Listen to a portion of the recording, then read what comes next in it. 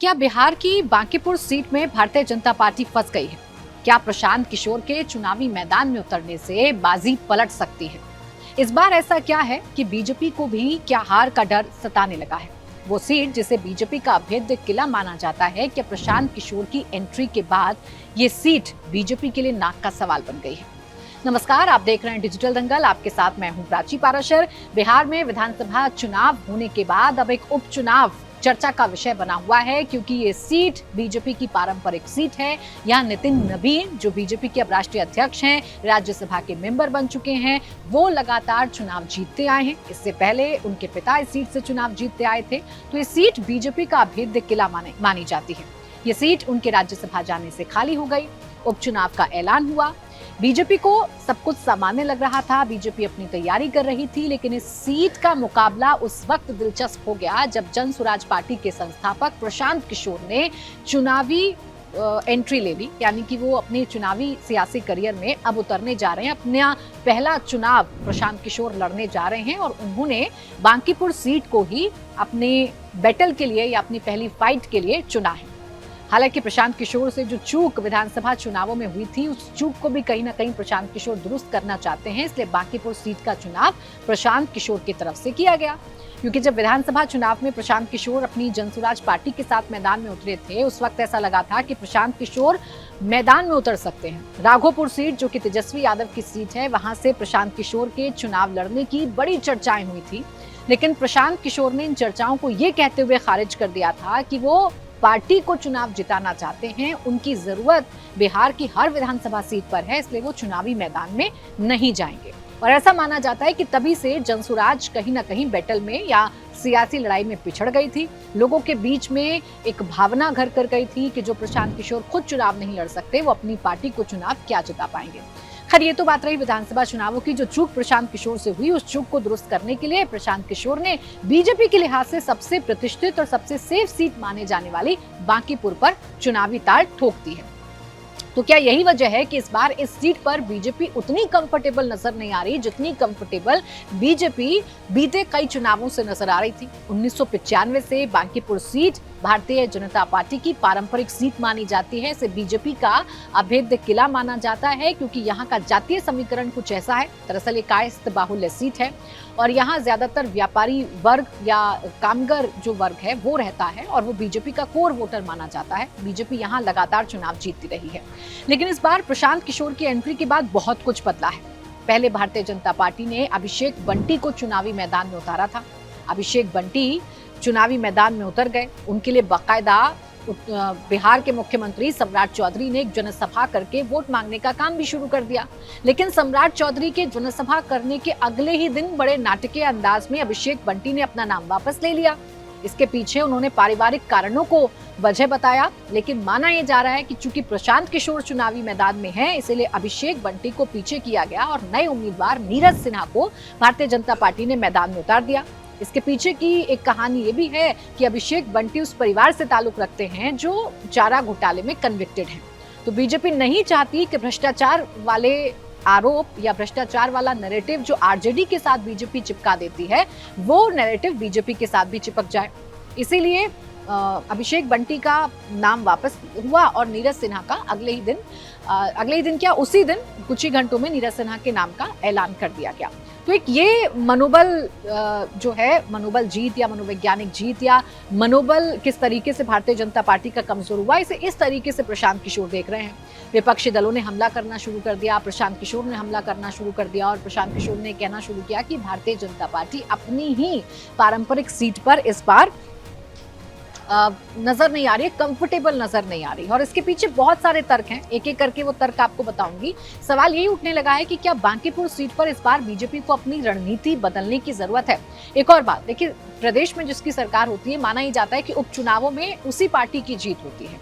लेकिन इस बार बांकीपुर में बिहार में बीजेपी की सरकार होने के बावजूद, सबसे कंफर्टेबल, सबसे अभेद्य किला होने के बावजूद अगर बीजेपी अपनी रणनीति को बदल रही है तो समझा जा सकता है कि इस बार बीजेपी भी जान रही है कि मुकाबला उतना आसान नहीं है जितना हर बार रहा करता था। पहली वजह तो यही है कि नितिन नवीन जो जिस बांकीपुर सीट से चुनाव लड़ते रहे, जो मजबूत चेहरे हैं इस सीट के, वो अब इस सीट पर नहीं है, वो राज्यसभा जा चुके हैं। दूसरी बड़ी बात यह है कि बीजेपी ने अपने उम्मीदवार नीरज सिन्हा के सार्वजनिक बयानों को भी सीमित कर दिया है। हालांकि औपचारिक तौर पर बीजेपी की तरफ से ऐसा कोई बयान सामने नहीं आया है, लेकिन राजनीतिक हलकों में इस बात की चर्चा है। इसके पीछे की वजह यह है, प्रशांत किशोर एक अच्छे वक्ता है। प्रशांत किशोर नपीतुली भाषा में अपने विरोधियों पर निशाना साधना जानते हैं, और ऐसे में अगर नीरज सिन्हा काउंटर करेंगे, उनके कुछ यूट्यूब पर बयान थे, कुछ उन्होंने इंटरव्यूज दिए थे, जिसके बाद नीरज सिन्हा की राजनीतिक समझ पर, परिपक्वता पर प्रशांत किशोर ने बड़े सवाल उठाए थे, तो इसीलिए नीरज सिन्हा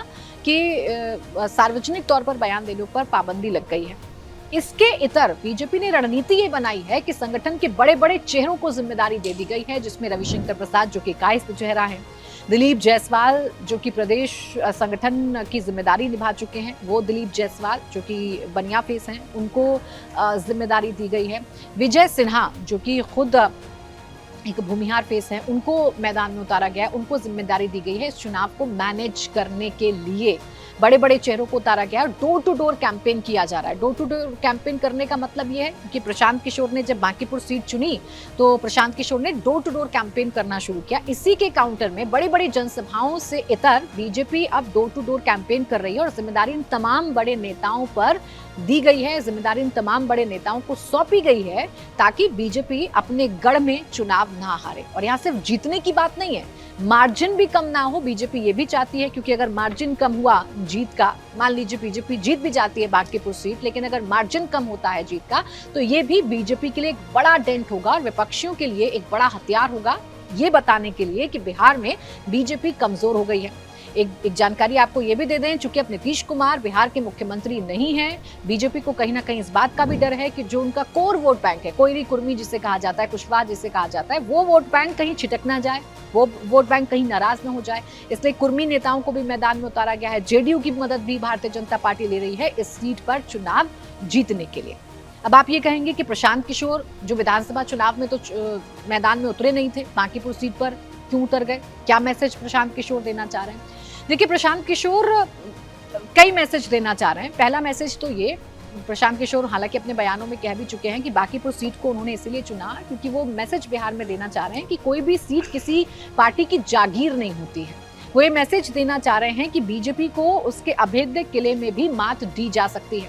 दूसरा ये, प्रशांत किशोर ये जानते हैं कि अगर चुनावी प्रतियोगिता में या चुनावी सियासी एंट्री उनकी हो जाती है या वो चुनाव जीत जाते हैं, विधानसभा तक पहुंच जाते हैं, तो उनकी पार्टी के लिए संजीवनी बूटी हो सकती है, वो उनकी राजनीति के लिए एक नया टर्निंग पॉइंट हो सकता है। इसलिए प्रशांत किशोर ने बांकीपुर सीट को चुना है। हालांकि बीजेपी ने प्रशांत किशोर को भी कमजोर करने की कोशिश की है। चुनावों से ठीक पहले प्रशांत किशोर के कई करीबियों ने जनसुराज का दामन छोड़कर भारतीय जनता पार्टी का दामन थाम लिया है, वो बीजेपी में शामिल हो गए हैं, ताकि प्रशांत किशोर को का जो मनोबल है या उनका जो कॉन्फिडेंस है उस पर कहीं ना कहीं वार किया जाए। ये बीजेपी की रणनीति है जो इस वक्त बांकीपुर को देखकर समझ में आ रहा है। वरिष्ठ नेताओं को जिम्मेदारी दी गई है भारतीय जनता पार्टी की तरफ से, ये भी मैंने आपको बता दिया। और प्रशांत किशोर ने सीट को क्यों चुना है ये भी अब आपके समझ में आ गया है, क्योंकि प्रशांत किशोर ये मैसेज देना चाहते हैं कि किसी भी सूरत हाल में कोई भी सीट किसी भी पार्टी की जागीर नहीं हो सकती है। अब बीजेपी के लिए सीट नाक का सवाल क्यों बनी हुई है? तो पहली वजह तो बड़ी साफ साफ है, क्योंकि ये सीट 1995 से भारतीय जनता पार्टी जीतती रही है। दूसरी वजह, ये नितिन नवीन से जुड़ी हुई सीट है। नितिन नवीन जो पहले बांकीपुर सीट तक सीमित थे, वो नितिन नवीन अब बीजेपी के राष्ट्रीय अध्यक्ष बन चुके हैं।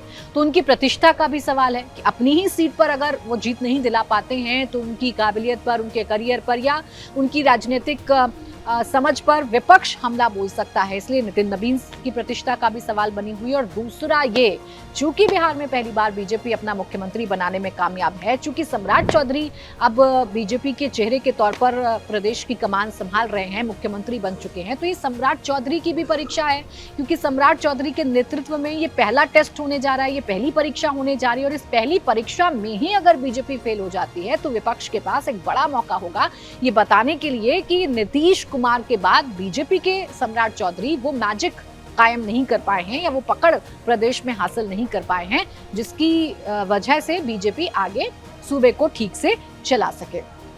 तो कुल मिलाकर दो बड़े संकेत बड़े साफ दिखाई दे रहे हैं बीजेपी की रणनीति में। पहला ये कि उम्मीदवार की बजाय फिलहाल संगठन को केंद्र में रखकर बीजेपी चुनाव लड़ रही है, और दूसरा ये बड़ी सभाओं से ज्यादा बूथ लेवल पर इस वक्त कार्यकर्ता प्रचार कर रहे हैं। बड़े बड़े नेताओं को इस वक्त मैदान में उतार दिया गया है ये चुनाव जिताने के लिए। देखिए, इस सीट का एक दिलचस्प फैक्ट ये भी है कि इस सीट पर जो वोटिंग पैटर्न है या इस सीट का जो वोटिंग काउंट होता है या वोटिंग प्रतिशत होता है वो काफी कम रहता है। 40%, 50%, 60% यहाँ का जो पैटर्न है वो रहता है। ऐसे में अगर प्रशांत किशोर कार्यकर अपने वोटर्स को बाहर ले आते हैं, देखिए प्रशांत किशोर चूंकि ब्राह्मण फेस हैं, बीजेपी के सामने मुश्किल ये भी है कि अभी तक सवर्णों का वोट बीजेपी के साथ इंटैक्ट रहता है, लेकिन चूंकि प्रशांत किशोर खुद एक ब्राह्मण फेस हैं तो सवर्ण वोटर्स छिटक सकता है, भूमिहार छिटक सकता है, ब्राह्मण छिटक सकता है किससे?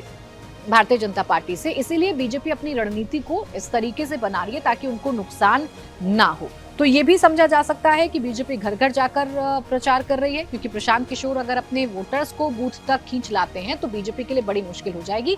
एक और फैक्ट है बांकीपुर के बारे में, वो ये है कि 1995 से लेकर अभी तक के चुनाव 2025 के चुनाव में बीजेपी 50% से ऊपर ही सीट पर वोट पाई है।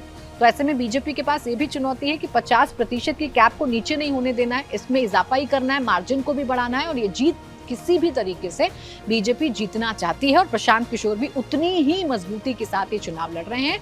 अब देखना ये दिलचस्प है कि क्या बीजेपी अपने इस अभेद्य किले को बचा पाती है, क्या प्रशांत किशोर अपनी रणनीति में कामयाब हो पाते हैं, क्या प्रशांत किशोर ये चुनाव जीत पाते हैं, और अगर जीत पाते हैं तो प्रशांत किशोर की राजनीति को आप कैसे देख रहे हैं? क्या प्रशांत किशोर बिहार की राजनीति में आने वाले समय में एक बड़ा फेस साबित हो सकते हैं?